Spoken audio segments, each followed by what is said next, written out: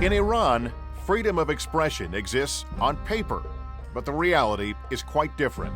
Iran's religious hardliners and their supreme leader, Ayatollah Ali Khamenei, have used the courts to target writers and journalists, shutting down newspapers and arresting, charging, and sentencing journalists to years behind bars for doing nothing more than expressing their views.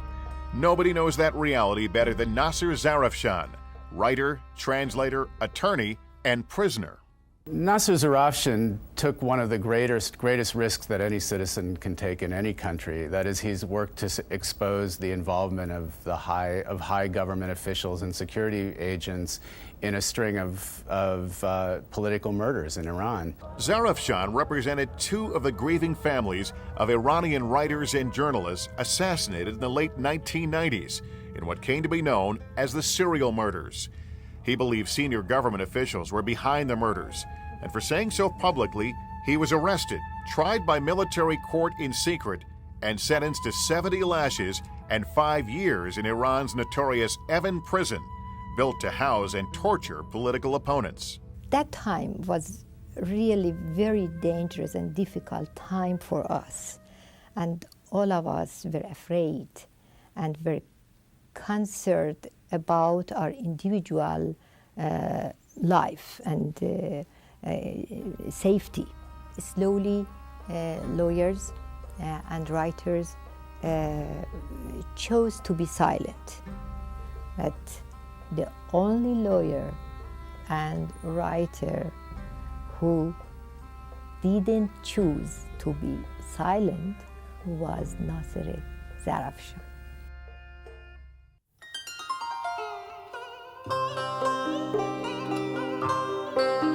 Silence is the safer path for writers and journalists in today's Vietnam as well. In February of 2002, a young lawyer and computer teacher, Lê Chi Quang, was arrested at an internet cafe in Hanoi for his articles critical of the government.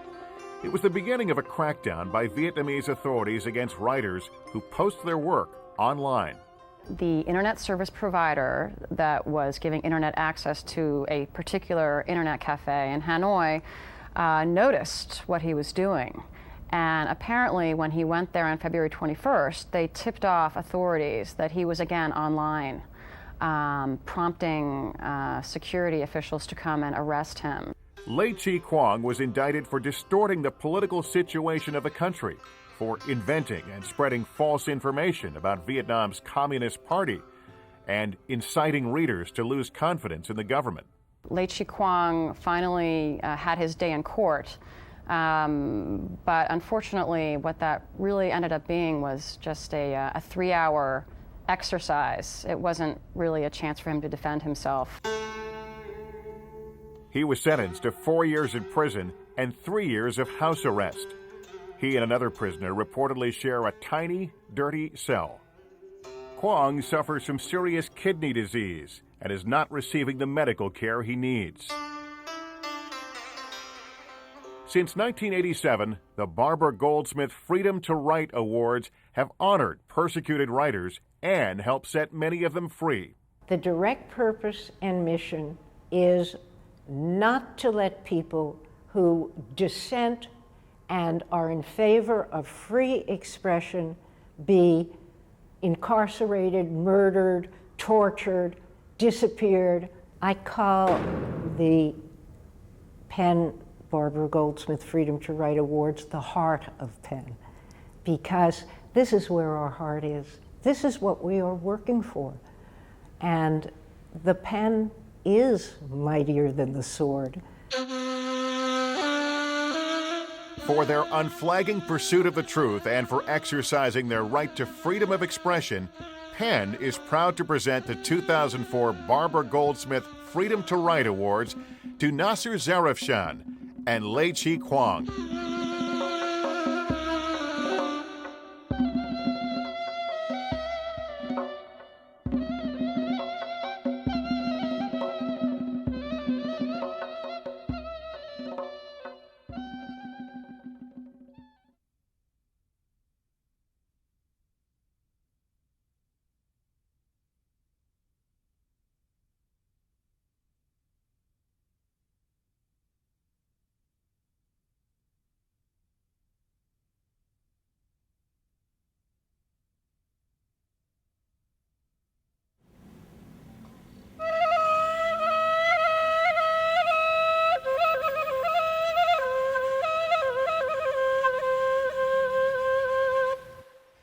Yusef Ishak is a publisher and a survivor.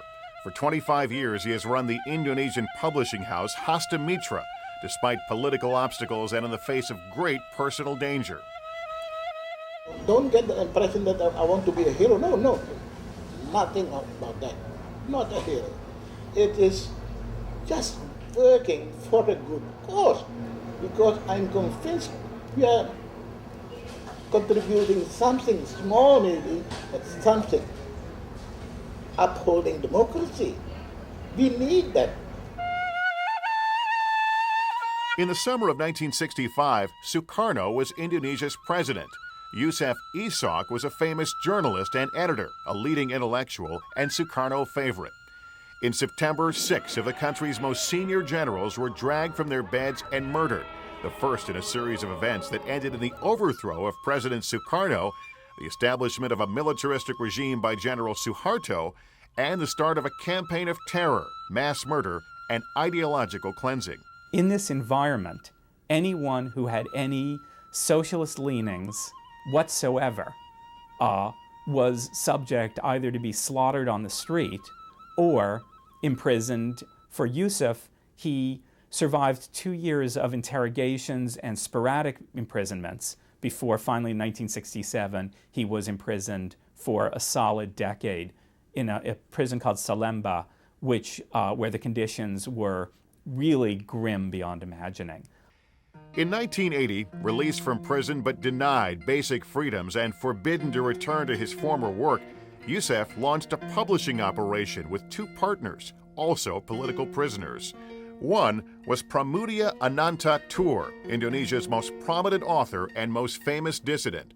Pramudia's extraordinary works were most of what Hasta Mitra published. No other publisher would have dared touch them. The Suharto government banned nearly everything Hasta Mitra published, with severe penalties including years in prison for those caught distributing or discussing Hasta Mitra's books. With incredible courage and heroism, Yusef went on editing and publishing these books. He put up with interrogations, he put up with intimidation, he put up with imprisonments, but he was determined to publish these important works of literature. After Suharto's regime collapsed in 1998, Hasta Mitra published Indonesia's first insider account linking Suharto to the overthrow of Sukarno and the events of 1965 by a man who had endured 33 years in prison.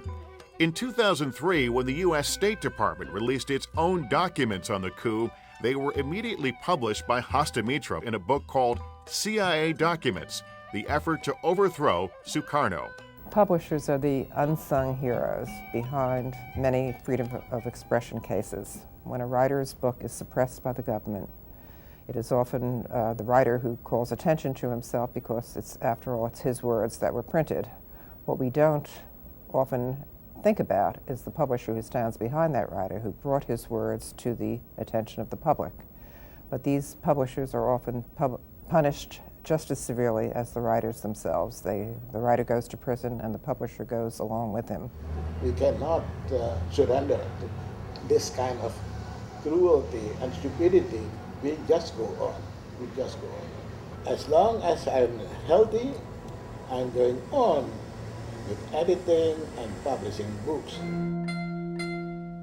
For taking enormous personal risks and exhibiting great courage to publish controversial and lasting work, PEN is proud to join the Association of American Publishers in presenting Yusef Ishak with the 2004 Jerry Leiber International Freedom to Publish Award.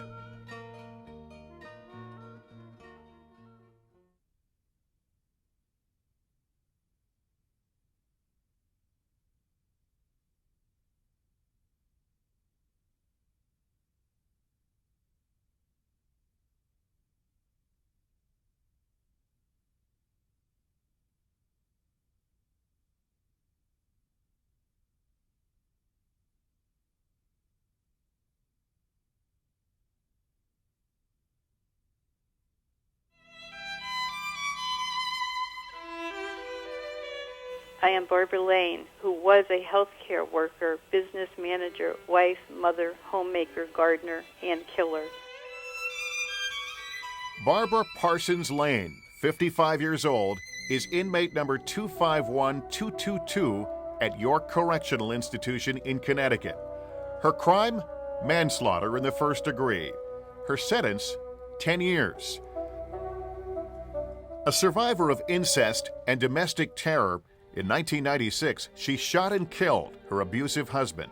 As she explained in a phone call from prison, it was a moment of fear and rage that changed her life forever. I was a hardworking mother that was supporting 4 children, and all of a sudden my life just crumbled, and I just couldn't make sense of how I got to that point. Writing helped her pick up the pieces and put them together. Lane is one of 10 women prisoners who published their moving essays last year in Couldn't Keep It to Myself, an anthology of stories and essays they wrote in a workshop with novelist Wally Lamb. I can't think of a writer in this workshop who has had a more dramatic evolution than Barbara. It comes from the writing, I'm sure. Barbara Lane called her story puzzle pieces. Since I came here 10 days ago, I've been troubled by surprise noises, a raised voice, the slam of a cell door.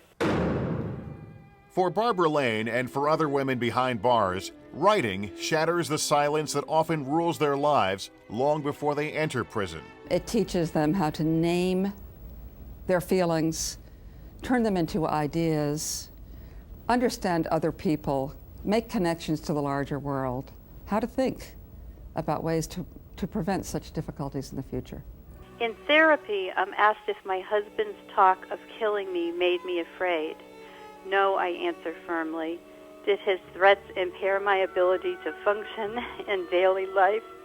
No, I functioned fine. But had I? How could I not have been afraid? Why do I feel safer here in prison than I felt at home? Just days before the publication of the women's anthology, the state of Connecticut, invoking a seldom used law, sued the writers, charging them by the day for their incarceration. Lane received a bill for almost $340,000. We were devastated. I'm hoping that the suit will be dropped, and if it's not, I'm not only financially ruined now, but forever. That lawsuit is still pending. Meanwhile, now in year 8 of her sentence, Barbara Lane continues to grow. She has become a leader in a prison program that trains dogs for service to the disabled and helps start a prison hospice. She mentors other women writers and continues to put her own life into her own written words. She has a story to tell. She is not going to hoodwink you. She is not going to sugarcoat what her life is like in prison. I think that's what we're celebrating tonight. Her honesty and the power that she has come to find within her because she took pen to paper and told her story.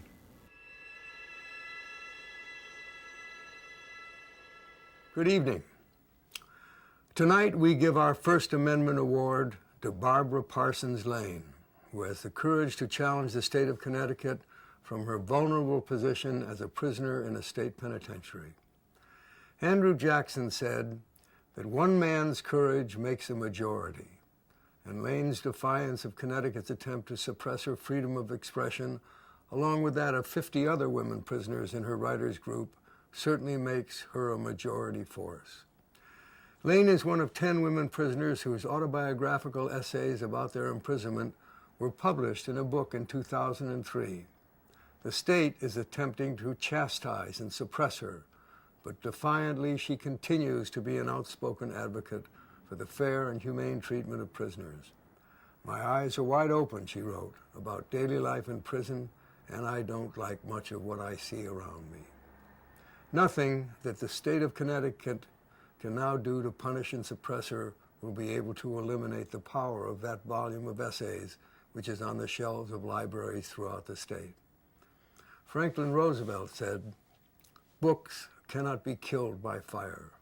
People die, but books never die. No man and no force can abolish memory." These are difficult times when freedom of expression against abuse is more important than ever, and any attempt to dilute the dissemination of truth, whether in the government or behind prison walls, needs the kind of courage that Barbara Lane epitomizes. The First Amendment will prevail for Barbara Lane, and to encourage her good fight, we present her with the PEN Newman's Own Award.